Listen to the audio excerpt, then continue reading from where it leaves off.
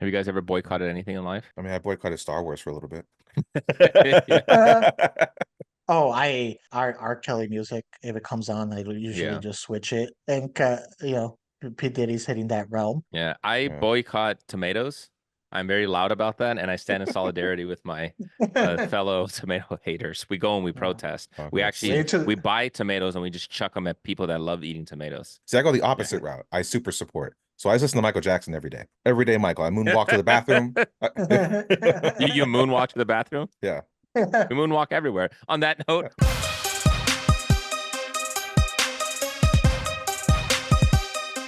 welcome back to Not a Strong Start, a podcast by filmmakers talk movies, television, and pot and Hold on. Dan's like picturing it now. But I'm here, Yeah, I know. I'm That's like literally George what it doesn't was. George doesn't grunt when he takes a shit. He just he's That's literally what it was. I was gonna say moonwalking to the bathroom, and then I got the visual in my head before I said it. So there you go. We'll keep this one in. So in this week's episode, we're gonna talk about movies that should never be touched, should never have sequels, reboots, remakes, or even thought of, only when you go back to rewatch it. So in your guys' opinion, what classifies as that, and like why? Like why is there some movies that you just don't want to see ever touched again? Like what are some of the criteria that you guys look at? So Jose, we can start off with you. well, I think one of them is there's certain movies where you watch it and you're like, okay, you did it. I didn't by the end of this movie, I didn't feel like I need to see what's next or I need to see more. Like you told me a complete story for these characters, and I'm happy with that. So that's one reason from it. Another one, especially when it comes to like sequels or remakes, is and we talked about this before. Remakes and reimaginings and all that stuff, they're already starting off at a disadvantage if the original one is really good and is held in high regard, because you're going to have to be on par at minimum, but most likely you're gonna have to surpass the original. Because if you're on par, why did you remake it? Why did you reimagine it at that point? The only reason is you need to surpass it. And that's gonna be very difficult to do when you're dealing with a classic or something that people hold dear. So sometimes it's better, err on the side of caution, use that time, that money, that dedication, and create something new. Don't cry to top something that's already good. I'm very much in the same mindset. I always think to myself, it's like, well, what can you add to this? What do you need to change? What do you need to add? Things like special effects nowadays are obviously the big thing. So I don't think we're going to mention this movie. So I'll throw out a good example of like an Escape from New York. You watch that in the 80s for its time. Oh, wow, this is cool. You watch it now, it's like, all right, I could see how they can make this better. It's a celebrated movie, but because of the limitations of what they had back then, there's definitely stuff we can do now to make that movie more beefy on a visual spectrum, of things, whether it's sets or special effects, choreography. There's so many different things that are better now. But there's other movies where it's just like, no, they've already did it. And this is where I'm not going to say an example because we might hit upon it coming up Let soon. me cross Escape from New York off my list. Of course. Well, Yeah. I don't have to worry about that because Escape from LA happened, so there already has a Yeah. sequel. It already has a Yeah. sequel. Yeah. Exactly. No, that's true. And I agree with you guys, obviously on this stuff. And that's why when it came to something like Willy Wonka, I use that as an example because Willy Wonka was already perfect as it was with Gene Wilder. It's already at its peak. So every time, my biggest gripe, every time they would do remakes of phenomenal movies, is the best you can possibly hit is what the original did, which is so unique to even get, and is catching lightning in a bottle that you're gonna fail every time. Like I've never seen where the original was amazing, like a 10 out of 10, not flawed. And then the remake comes out and is just as good, 10 out of 10. You can get remakes sometimes when the original was good, but it had its like quirky flaws, and you could tell that you can build upon it. Something like Willy Wonka was so unnecessary for them to make the sequel. And now that we watch it, you can't help but compare it to the original because you forced us to do this. So now we're pointing out the flaws, saying, well, I don't really like the way that Johnny Depp played this because Gene Wilder did it this way. He had a creepiness that Johnny Depp isn't portraying. So then now I'm starting to compare the two, and now I'm starting to have bigger issues with it. So there's sometimes where if a movie already peaked, it peaked. Like, stop capitalizing on that. There's nothing you can get and give me that's a better quality than this, or even on the same quality. Like, I don't need the same quality. Either improve it or don't. Or you can have a movie that's good and held in high regard, like Psycho, where for some reason they decide we're not just going to remake it, but let's do a shot for shot Yes. remake. And somehow you try to literally copy the original and still end up so much worse. Yeah, seriously. And then you get something like Lion King, where it's like, well, we're going to do a live action of the cartoon and do the exact same thing. We're going to try to But without copy it almost emotion. But without emotion, because lions don't emote like that. So we're sitting there watching it, and it's a lion just staring at me. Simba's not crying, Jose. He's not crying when Mufasa Yeah. passed. No, instead he's just staring at me blankly, like it's a National Geographic magazine. That doesn't do anything for me. Come on, man. Like, again, uh, we're missing the heart and the emotion that the animators are putting into this, like, more than just VFX and like artists and computers and AI. And it's like, I don't need to see all that. Let's get into some of these movies that should never ever be remade. All right. So George, you want to start us off with this one? Which one should not be gladly. touched? For me, that would be Forrest Gump, which came out in 1994. Robert Zemeckis directed it, starring Tom Hanks, Gary Sinise, and Robin Wright. Mm-hmm. I mean, for me, this is one of my go-to films when it comes to the Tom Hanks catalog of films. I probably quote this movie at least every other day. On a very serious note, like you could ask my What's wife, your most used? huh? What's your most used quote? Uh, Is I there one that you probably always go? just my go-to is Jenny. huh? No, I actually, yeah, Jenny. actually, you know what? That's probably is it, because I was gonna say what stupid is, but you know what? It probably is Jenny, because my wife's name is Jen, and Shadney. and she doesn't like Jenny. it. She doesn't? Ah, No, no, shocker. no. You can't call her Jenny. You can't call her Jennifer, even though it's her actual name. It's Yeah, just Jen with two N's, and that's it. that's it. So sometimes I will go Janan, Jananan, Shadney. Jananan. Yeah. Yeah. But no, like, to me, that, like you said, it tells the whole story. You know, Jose said about telling the whole story, and the whole story is complete. This is it. You go through a whole lifespan of this dude's life. What else is there to see? You know, there's no reason to tell anything else. There's no reason to do it again, because even the special effects that were used in this movie, where like we see him going through actual historical events of meeting the presidents and stuff like that, or being in the Vietnam War, it's very well done, even for the 90s. How are you going to make it better? I feel like if they'd try to do it today, we would see that it looks like it's CG. You know, it would, I don't think it would blend as well as it did back then, because we still had more of a grit to our film. We were using film still. So there's going to be that grit. So I think that grit is needed to sell certain effects like that. So we believe that it's from an older time, you know? And the acting performance is like, he got an Oscar for it. I mean, come on. Like, how are you gonna upstage the person who already nailed the role? And I thought it was such a genius mentality that he had too in doing that role. The fact that he mimicked the child's voice as opposed to trying to have the child mimic him. It's like, Mhm. that's a good job. That's adapting. You know, it's figuring things Mhm. out as you're going through. Like, to me, it's one of the perfect films, and I don't use the word perfect too often, as we all know. All right, Mhm. it's Just like, when you describe yourself. Just when you describe yourself. well, just my lower half. Moonwalking half. Yeah. Exactly. Yeah, I think that's a good choice. This it's a complete story. We literally follow the entire life of this character. So this is a movie that's its own sequels within the movie. So pretty much anything, you could have just covered his youth and done a whole movie out of that, and then done sequels as we're following along.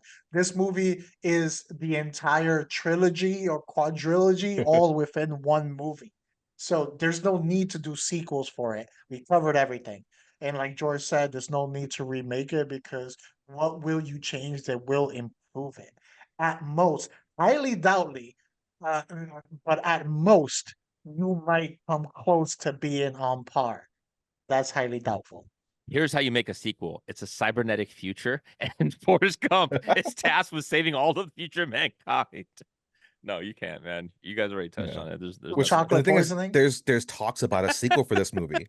That's the thing Is that's there scary really? and sad. No, Yeah, because I believe there's a second How? book. I think because it's nothing based is off a book, and sacred. I think there's a second book that tells the rest of his life. It's like, but I don't think the second book even did well. So it's like, don't do it.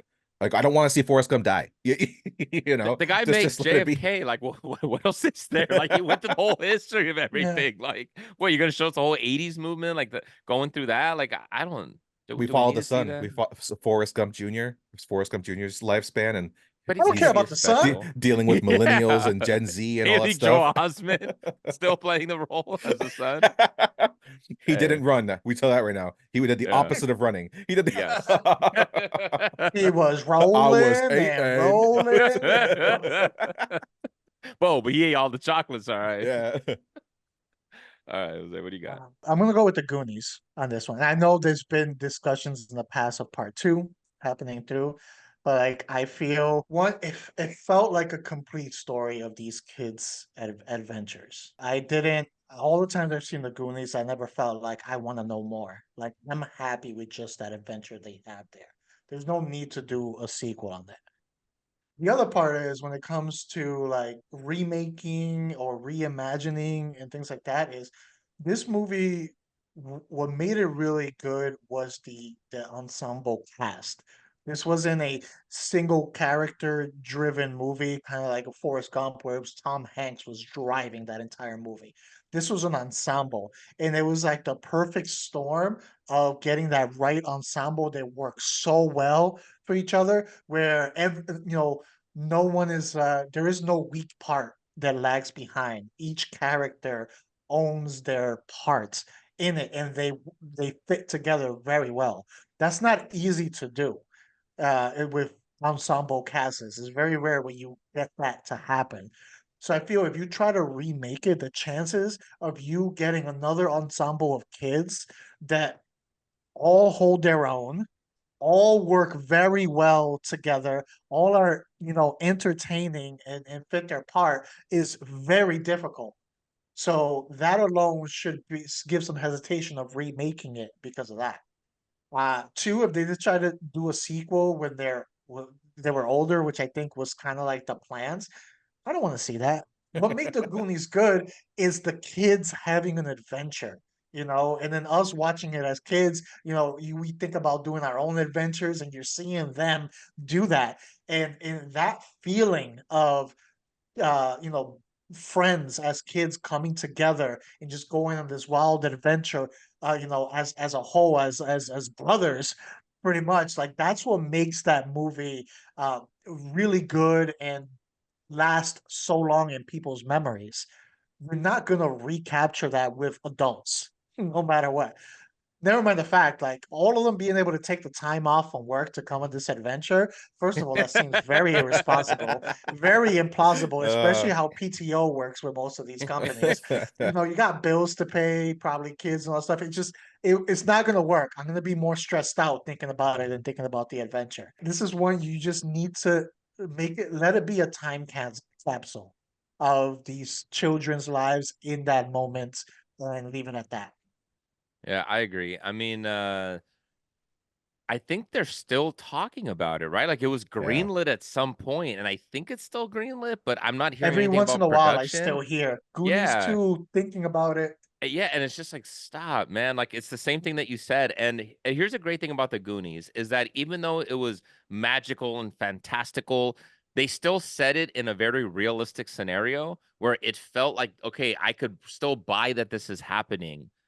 You throw them on a second adventure, now that's completely gone, and now it feels more magical. Now it feels way more fantasy based, right? Like, and again, I know they went into the whimsical and all that stuff, but again, it's still the fact that you just have the one adventure and it felt realistic because of where they were at, and they had already set it up with with the one-eyed Willie, story. What's the other adventure, man? Like, what are they, Indiana Jones now? Like, the closest thing we got to this was like Stranger Things. Like, we got the Yeah. reimagining and stuff that we saw. We don't need to see it again, Goonie style. Like, it just doesn't work. I don't You need to can't see Yeah. it. set it in modern times if you were to do it.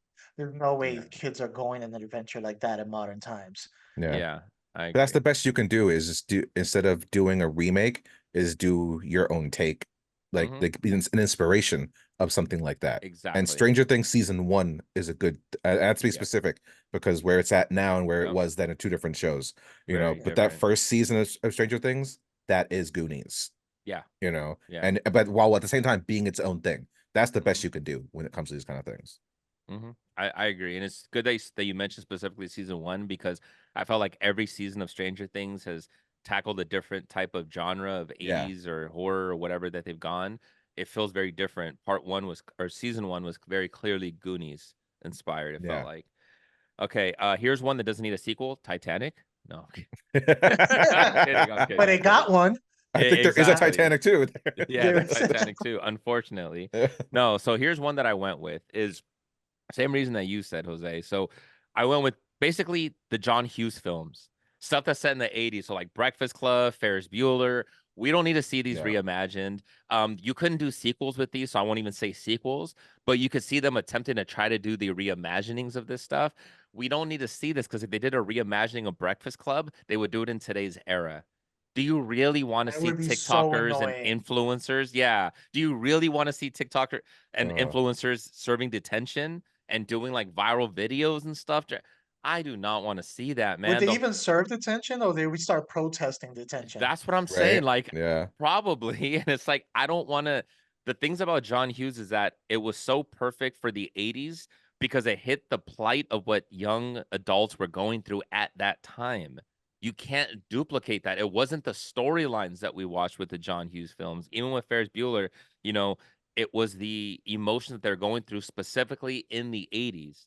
It was a time where there weren't cell phones and there wasn't technology and there wasn't internet. You can't, it's not, again, it's not the storylines that we need to see duplicated, is those feelings. And you can't do that unless you're doing like a Stranger Things where you're setting it in that time. And then at that point, then why the hell are you remaking it if you're just setting in the 80s? We already got that with the original version. I don't need to see it again. yeah, agreed. And I've heard possibilities. I'm glad you mentioned Breakfast Club specifically because I've heard about sequels for that movie. And it just makes zero sense to me to make a sequel of that film. It's like, where are you going? Like, they're all adults now, and what did their job? They work at the same job, and they got detention at their job now. What's happening? Yeah. What is Or this? AA, they're Alcoholics Yeah, Anonymous now, and they're trapped. there it Like, is. I Yeah, don't need and to they're see locked in. that. They're locked in the They all church. end up in jail. They're in the same jail somehow. Like Seinfeld.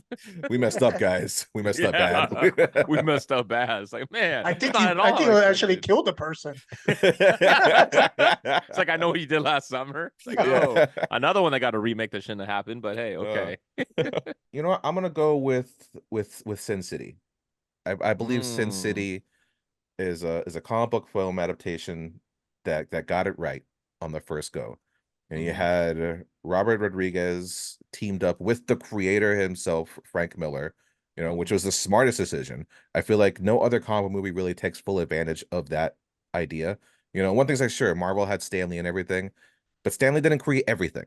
You, you know, and Frank Miller, this is his story. He's the solo writer and artist of it. So having him there on set, he was even a character in the movie. But like the whole visual of it, this was the perfect, in my opinion, perfect translation of comic book to film, where you felt every panel was represented because that's the beauty of comic books. It's a storyboard.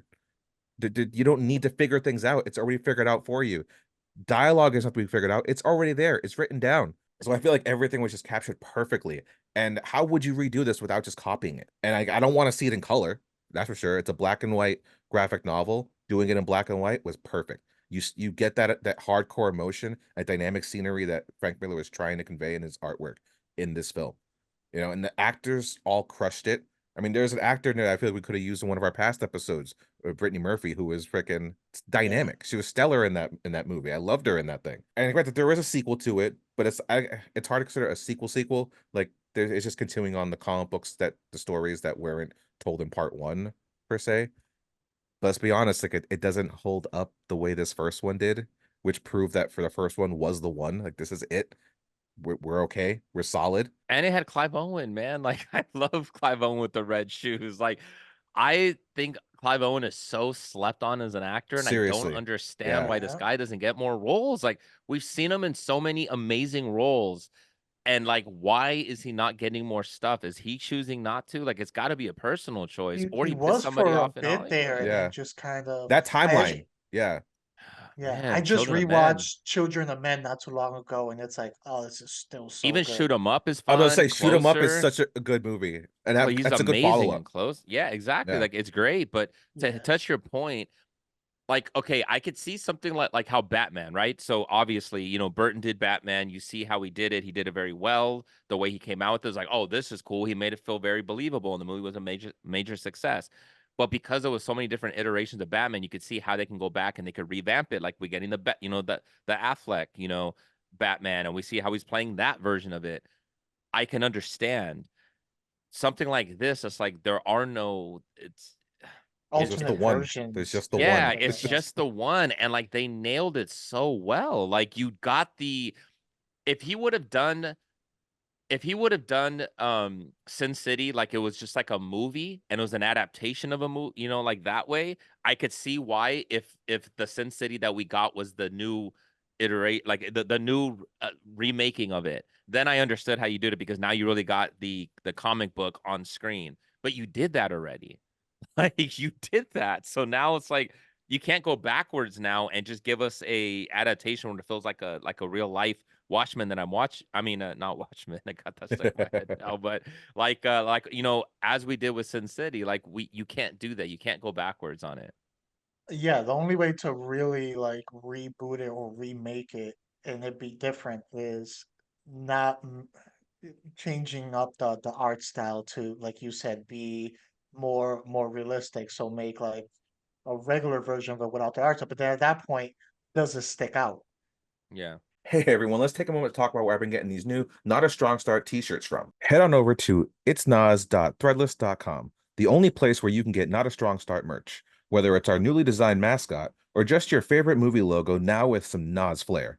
You can rep your Nas love on tee, hoodie, mug, rug, and so much more. So get yours today. Just click on that link below and have yourself a strong start. And not a strong, have a not a strong start, have a start that's strong, but not so strong. You know what to do. Okay, so here's one that I had, and you know how I mentioned before, this word is going to sound a little hypocritical because I mentioned if you have a movie that's really fun or really good but is flawed, you can improve upon it, you know, with like a remake. Here's one that can't, even though it's heavily flawed, but it's got a lot of quirkiness to it. Labyrinth. So Labyrinth, you can't remake it because David Bowie he is that movie. It's his music. It was him playing this character that like he's going full commando in this movie. Like it's the magic of what they did with the 80s with uh, this that you can't duplicate. So now if you cast somebody to play, you know, the Goblin King, it's like, well, who is going to do a Bowie impersonation? And if you're not playing it Bowie style, but are you still gonna sing his music? Or are you gonna have someone like Lin-Manuel write new no. original music for this? Like, nothing against him because he writes fantastic music, but we don't need to see a really dark version of Labyrinth because that's not what it was. It wasn't like an Alice in Wonderland where you can see the approach for that because that was already based off of a book. Labyrinth is not. It was very 80s. It fit a certain time that we saw this, and it had the magical, you know, of like the Muppet design things that they created for these things that I just don't see creating this. You'd have to go in order to do it for us to consider, hey, that's pretty cool. You'd have to go really dark and tell an entirely different story, or at least a very different look on this story. But now it's not Labyrinth anymore. Now you're just giving us Dark Crystals in a sense. Like you're giving us No. something that's not what this movie was because it had the quirky, the bouncy, and all that stuff. Like it had the sloppy cheesiness to it, and you had a young Jennifer Connelly that was awesome in it. So miss me with that. Yeah, I can't disagree with you there. Labyrinth is definitely one of my go-tos every year for Mm, both of those people specifically. You mm, know, the only way I can, and I know this is an episode like you can't do anything with this. Leave it mm, alone. mm, But there's comic books of Labyrinth that add more to the lore and everything, and it's from Jim Henson Studios. mm, So it's like if this Jim Henson Studios property, if they're still handling it, like I like the Dark Crystal prequel that they did on Netflix. I thought it was really well handled.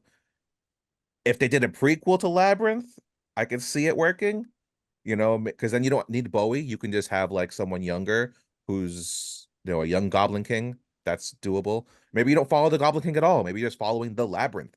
The Labyrinth itself was its own character. It was really cool. All the puppetry in there, mm. you know, it's kind of doable, but you just can't touch the Goblin King. That's the biggest thing because Yeah. you can't replicate Bowie. He's a one of a kind. Sometimes He they is don't one of stop the to ask themselves whether they should. exactly. Just Yeah, because they could, they don't ask whether they yeah. should. Life The will best. go on, as they Life say. will go on. That's the chaos theory. Yeah. Yeah. All right. So my next one, I'm gonna go with a silly one. All right. This isn't a great movie by anything, but kind of like Dan was saying, it's a flawed movie that picked up a following and became a cult movie, and people enjoy. And I feel you can't replicate what the original one provides for those who do like it, and that is Killer Clowns from Outer Space. Oh God. Yes. Uh, Yeah, it's not a great movie, not at all. If you try to no. critically analyze this It's not a movie, great movie. like you're in for an adventure. But the movie picked up a cult following for its silliness, its campiness, and things like that. And it just like people grabbed onto it to the point that we're about to release a video game. So that means this movie, this property is still on people's minds, like all decades later. So I feel if you first of all, it doesn't need a sequel. Like you watch that movie, you're like, what's next? You don't ask that question. Remaking it, again, what made the original what it is the silliness and the campiness. But kind of like The Room, they didn't set out to make a silly campy movie. That's just what it ended up, and it picked up a following from there. So if you go in and you try to make it serious, it's not going to work. If you try to replicate the campiness and silliness, usually when you try to do that, it comes out forced, and then it isn't as entertaining. You can tell when there's forced campiness, and it can throw you off as a ruler. And campiness and silliness that builds a following needs to happen by accident, and we've seen that plenty of times. Even the Organic, original, baby. like Evil Dead, they Yeah. meant to do an actual horror movie, and no, it ended up campy and silly, and people grabbed onto that. It wasn't on purpose. So that's why I think Killer Clowns from Outer Space, you just leave it what it is. It's proven it can stand the test of time, and it probably will continue to stand the test of time, much to Dan's chagrin. But uh, leave it what it is. Leave it alone. I agree. Leave it alone. You're gonna play uh, the video game, aren't you, Jose? You're gonna play the video we game. have to. I That's feel what I'm like I saying. gotta You try guys All are of us totally have gonna to, play. even you, Dan. Yeah, yes, I feel like I'll play it if I have to. I love Killer Um, Clowns. I got my Killer Clown yeah. pop. You can't see him because they're so small, but back there I got my Killer Clown pop figures. Man, I'm a part of the cult following. It's a shitty movie that's just wonderful. It's just pure joy, I agree with the honestly. first part.